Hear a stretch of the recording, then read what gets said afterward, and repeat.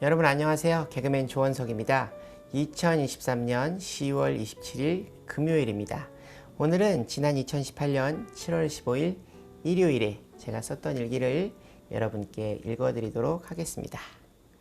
2018년 7월 15일 일요일 7시에 일어나 텃밭에 풀을 뽑으려고 했으나 7시가 좀 넘어 일어나 침대에 누워 8시까지 핸드폰을 보며 뒹굴거리다 간신히 일어나 집 청소를 대충 했다. 청소를 마치고 교회로 갔다. 휴가철이라 그런지 주차장이 평소 주일보다는 조금 한산한 듯 했다.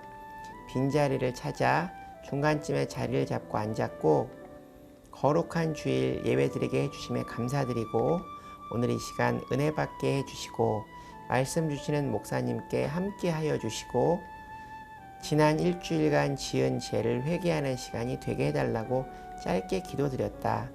기도를 마치고 있는데 내가 앉은 한자리 옆쪽에 정세균 의원님이 앉으셨다. 그리고 새신도 환영 시간에는 목사님께서 국회의장의 역할을 지난 6월까지 하시고 종로구 국회의원으로 돌아오셨다며 자리에서 일어나 새 신자처럼 인사하실 시간을 주셨다. 난 정치를 잘 모른다. 그리고 그분이 어떤 정치적 소견을 가지셨는지 더더욱 모른다. 하지만 예전에 SNL 코리아였나? 잘 기억이 나지 않는데 어떤 코미디 프로그램에서 자신의 이름 세균을 희화하며 출연하셨던 기억이 난다.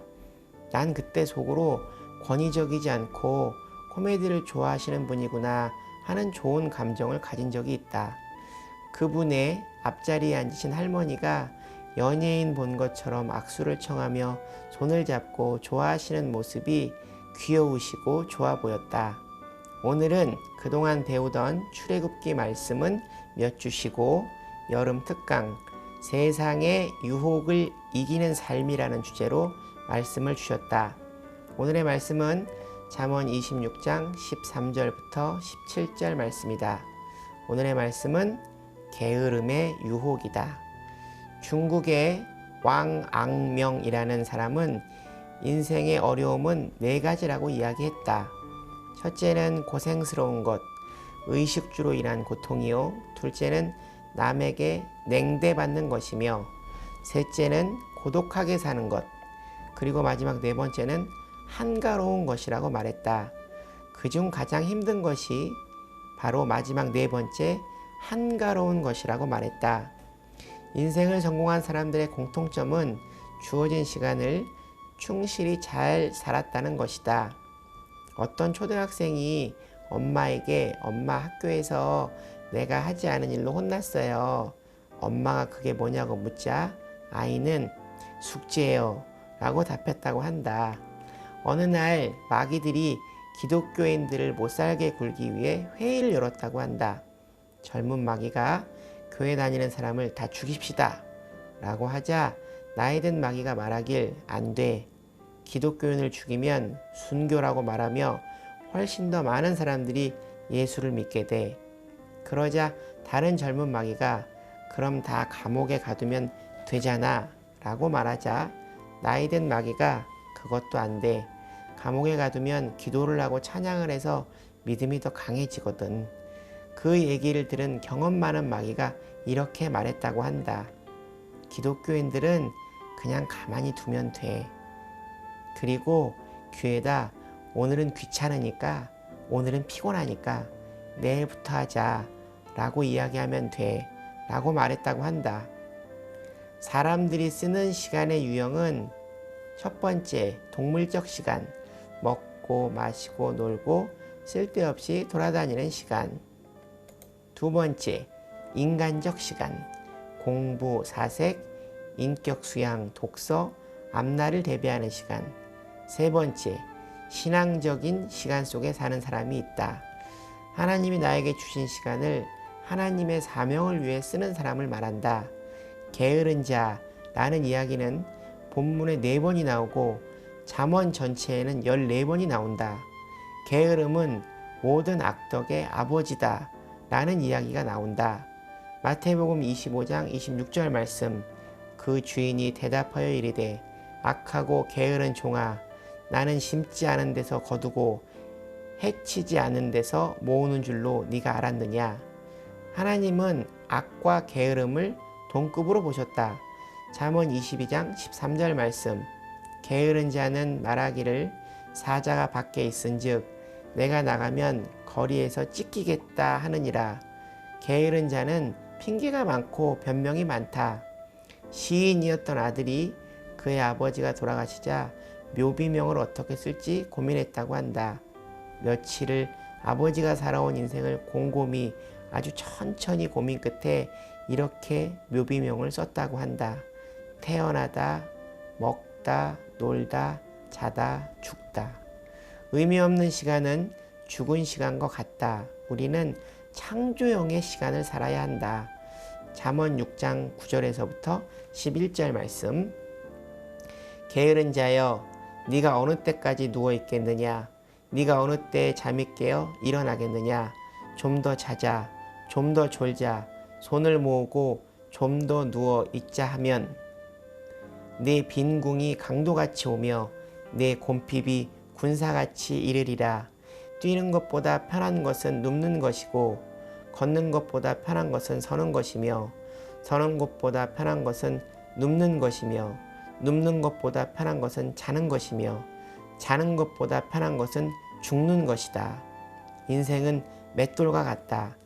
곡물을 넣고 돌리면 곡물이 갈리지만 그냥 돌리면 맷돌이 달듯 인간의 삶은 자기에게 주어진 삶을 충실히 살 때 몸, 마음, 영혼도 건강해진다. 자신의 삶에 충실한 사람은 남의 일에 신경 쓰지 않는다. 17절 말씀에 길을 지나가다가 자기와 상관없는 다툼을 간섭하는 자는 개의 귀를 잡는 자와 같으니라. 잠언 12장 24절 말씀. 부지런한 자의 손은 사람을 다스리게 되어도 게으른 자는 불임을 받느니라.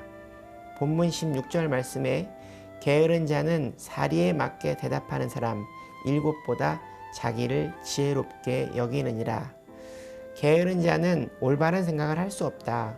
옛날 어느 부잣집 농사일을 돕는 소와 나귀가 있었다.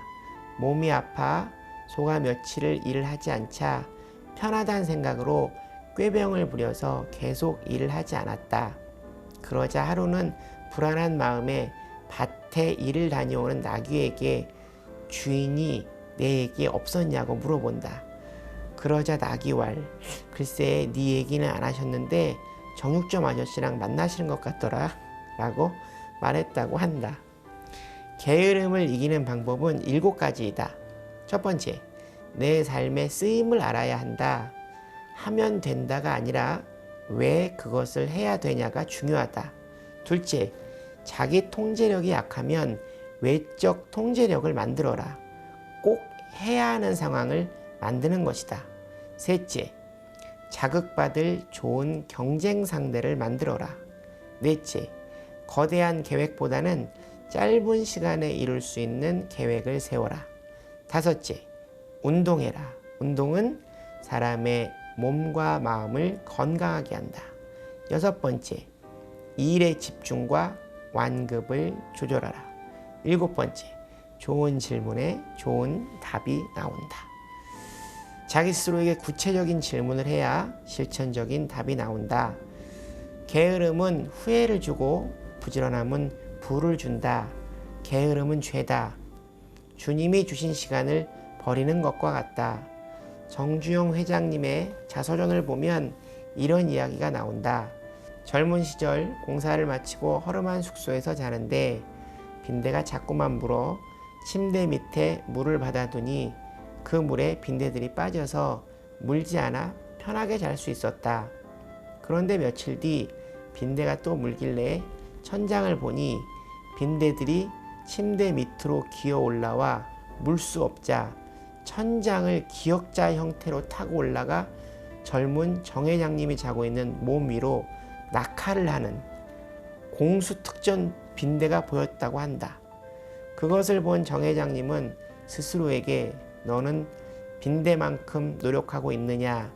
질문을 하셨다고 한다. 로마서 12장 11절에서 사도 바울은 이렇게 이야기하고 있다. 부지런하여 게으르지 말고 열심을 품고 주를 섬기라. 우리는 시간 파괴자가 되어서는 안 된다. 시간의 창조자가 되어야 한다. 게으름을 이기는 방법이 잠언에 쓰여 있다. 잠언 6장 7절 8절 말씀, 잠언 6장 9절에서 11절 말씀, 10장 4절 말씀, 26장 13절에서 16절 말씀, 13장 4절 말씀. 이 말씀들을 꼭 마음에 새기고 살자. 내가 과거 술의 유혹에 빠져 지낼 때 난 술을 마신 다음 날은 피곤해서 아무것도 하지 못했다. 그냥 내 스스로가 망가뜨린 컨디션 회복을 위해 아무것도 하지 못했다. 그것은 곧 투병 생활과도 같았다. 너무나 아까운 시간이다. 내가 고백하건대 지난 20여 년의 세월을 1년 365일 중 180일은 버린 시간이었다. 한심하기 짝이 없다. 지난 날을 깊이 반성하고 부지런한 원석이가 되어야겠다. 하나님의 말씀과 기도로 부지런히 준비하는 원석이. 오늘 예배를 드린 후 복음학교 3주차 수업을 들었다. 이제 한 주 남은 복음학교 수업을 다음 주는 들을 수 없을 것 같다. 그럼 다음 달 4주차 순서가 올 때까지 기다려야 하는데. 오늘도 생각한다. 주님을 만나길 잘했다. 하나님이 나를 선택해 주셔서 너무나 다행이다. 지난 일기에 게으름을 이기는 방법의 말씀을 잠언 몇 장 몇 절이라고 제가 이렇게 기록만 하고 소개만 하고 직접 찾아서 기록해 두진 않았네요. 그래서 다시 찾아 저의 마음에 새기는 한편 여러분께도 읽어 드리려고 합니다. 게으름을 이기는 방법이 잠언 6장 7절 8절 말씀. 계미는 두롱도 없고 감독자도 없고 통치자도 없으되 먹을 것을 여름 동안에 예비하며 추수 때에 양식을 모으느니라. 아멘. 그리고 잠언 6장 9절부터 11절 말씀. 게으른 자여 네가 어느 때까지 누워 있겠느냐. 네가 어느 때에 잠이 깨어 일어나겠느냐. 좀 더 자자. 좀 더 졸자. 손을 모으고 좀 더 누워 있자 하면 네 빈궁이 강도같이 오며 네 곰핍이 군사같이 이르리라. 잠언 10장 4절 말씀입니다. 손을 게으르게 놀리는 자는 가난하게 되고 손이 부지런한 자는 부하게 되느니라. 잠언 26장 13절부터 16절 말씀입니다. 게으른 자는 길에 사자가 있다. 거리에 사자가 있다 하느니라. 문짝의 돌적이를 따라서 도는 것 같이 게으른 자는 침상에서 도느니라. 게으른 자는 그 손을 그릇에 넣고도 입으로 올리기를 괴로워하느니라. 게으른 자는 사리에 맞게 대답하는 사람 7보다 자기를 지혜롭게 여기느니라. 잠언 13장 4절 말씀입니다. 게으른 자는 마음으로 원하여도 얻지 못하나 부지런한 자의 마음은 풍족함을 얻느니라. 게으르지 않고 성실하게 삶으로 하나님께 가는 그날 세상에 후회 없이 주님 곁으로 갈 수 있는 원석이가 되기를 바랍니다. 오늘 일기는 여기까지입니다. 여러분 오늘 하루도 주님과 함께 동행하는 행복한 하루 되시기 바랍니다. 슈브 여러분 주님께 돌아오십시오.